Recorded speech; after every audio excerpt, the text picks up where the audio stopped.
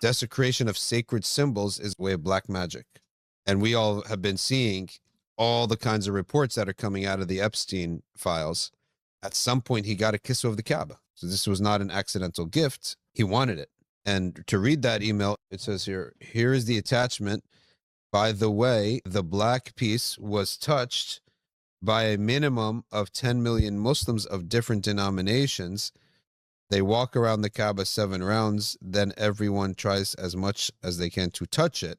And they kept their prayers, wishes, tears, and hopes on this piece, hoping after that all their prayers to be accepted.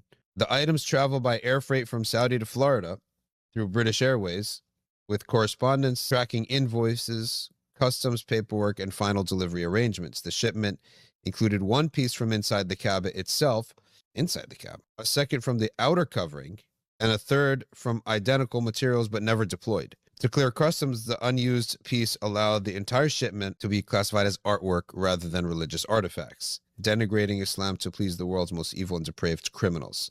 So now let's add to the equation now that there have been allegations through these emails of not just zina, we know the zina, underage for blackmail purposes, but also rape.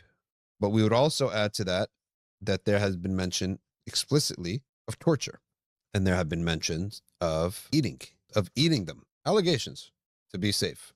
We know now that bank account was named after a demon, Baal, the demon Baal. That's what he named his bank account.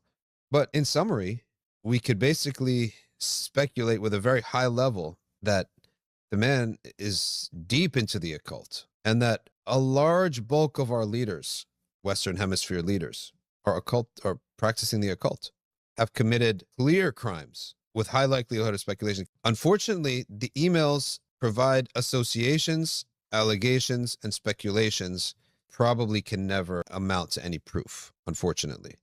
So nobody is going to receive justice in the court of law. Even the likes of Bill Gates are ensnared in this. But every one of these people is dead in the court of public opinion, executed on the spot in the court of public opinion. In fact, so much of what people have been saying about Satan is turning out to be real in front of our own two eyes. What we mean by this is there is a concept of making a deal with the devil. It is true that a person can make a deal with the devil. And it does require, just as if you want to make a deal with God, you need to go do good deeds. If you want to make a deal with God.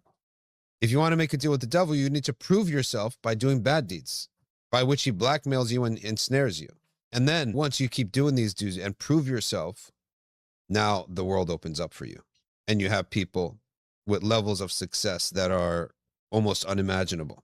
Well, does that entail that Satan has powers? What are you saying? Are you saying that, no, we know for sure that there are evil people out there who prefer to do business with other evil people. If you have a wali Allah who's a big billionaire, right? Chances are he's going to choose to do business with other salihin, with other righteous people. So when you have demonic people who have amassed a great amount of wealth, they're going to want to do business, and they're going to get the references to do business with other demonic people. And that's what we mean by that. So